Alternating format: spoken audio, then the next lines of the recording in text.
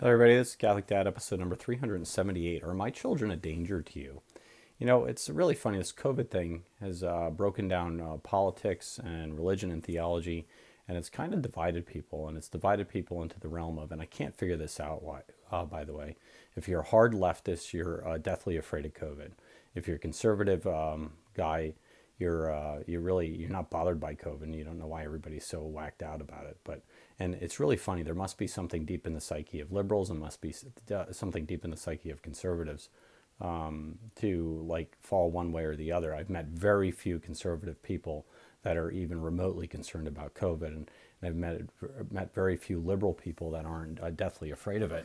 And this is very unusual. But nonetheless, I was having a conversation with one of these people who are deathly afraid of COVID today, and fear mongering and whatever else. And we were talking about going back to school in the fall. And I said to the person, yeah, or I said, my kids will go back to school, if they let us. And I said, well, why wouldn't they let us? It doesn't make any sense. It's not fatal to children, and it's not fatal to pretty much anybody under the age of 45, and fatal to very few people under the age of 70. And so when he said, but the problem's not the kids getting sick, it's they bring it home to their grandparents. And I'm like, well, you don't have to have the kids hang out with the grandparents if they have any viral illness. But all that being said is the way you get to herd immunity is you get the people that can take the illness, and you get them infected with it, so they get the antibodies to it. And so if you get the antibodies to the illness, then you can't spread it as easily. And so that's how you actually burn out a virus. You don't burn out a virus by keeping everybody away from the virus, because eventually it will come back, and it will come back with a vengeance.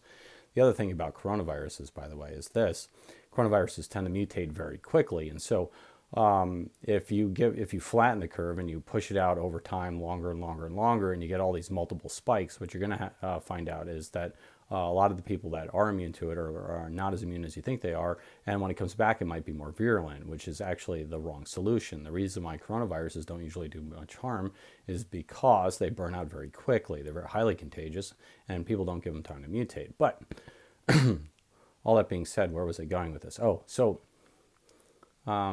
he was convinced that he thinks it's kind of stupid that they're allowing us to go back to school in the fall here in my home state. And I said, well, you don't have to send your kids to school. And he said, and he was kind of annoyed about that. He's like, but you would send your kids to school? And I'm like, well, yeah, I would. That's no big deal. And he said, and I bet you if they had a vaccine, you wouldn't take it either. And I'm like, yeah, I wouldn't take the vaccine. Why would I take the vaccine? I don't take any vaccines. My children don't take any vaccines either.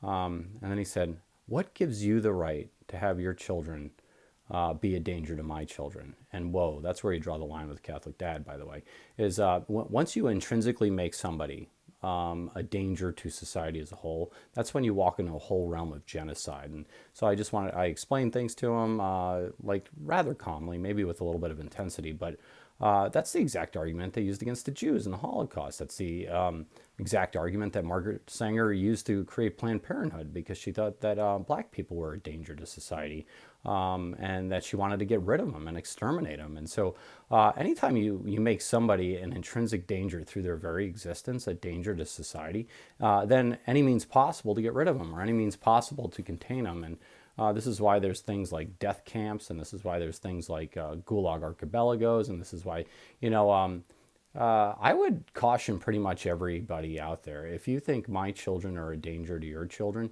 you are part of the problem, and you really need to refine your thinking, because game on. If you're going to attack me because of like freedom and liberty choices in my life and things that I try to do, yeah, you're not going to get very far with that, and I'm going to scream pretty loudly about it. And oh, by the way, if you come at me, I'm going to come back at you. I don't.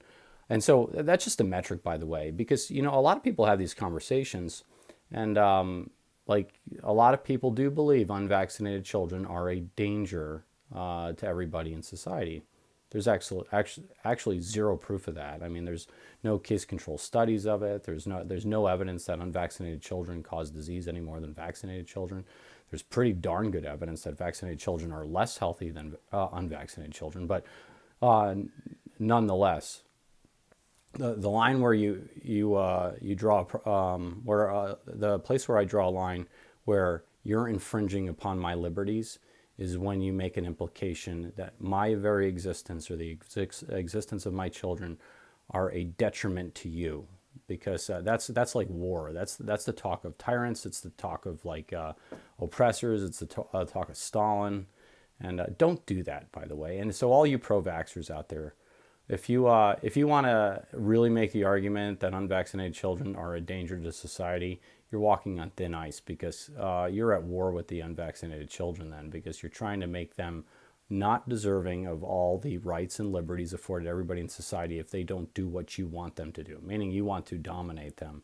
Whereas the unvaccinated children, we would never state that you guys are a danger to us, and we would never try to deny you rights and liberties based upon your own freedom of choice. And so I guess that's the only thing I wanted to say today. I was pretty much taken aback that an intelligent human being could actually imply that unvaccinated children or people that don't do as they wish we would do are a danger. And I think this is why the whole BLM movement, all the looting and pillaging in cities is going on, because we don't think the way they want us to think. They want us to think, and therefore they're going to show us how violent they could be.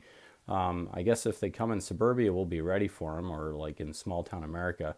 But let's just keep them in the cities. Probably the good people will move away from the cities and they'll trash their cities, and then they'll wonder why they don't have anything to eat. But all that being said is never, ever, ever believe that people are a danger.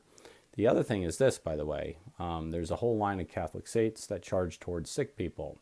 Marion Cope and Father Damien Molokai, and these people are saints because they went to the leper colonies. We as Catholics are not called to stay away from people we see as dangerous. We're called to go help them and convert them. And so, and also I'm a physician, right? If I stayed away from sick people, I wouldn't have a job. My whole job is to go towards sick people. That's what I get paid for. And so, anyway, this is Catholic Dad making you think about it. Please like or subscribe, get the Mass, and pray the Daily Rosary. God bless you all.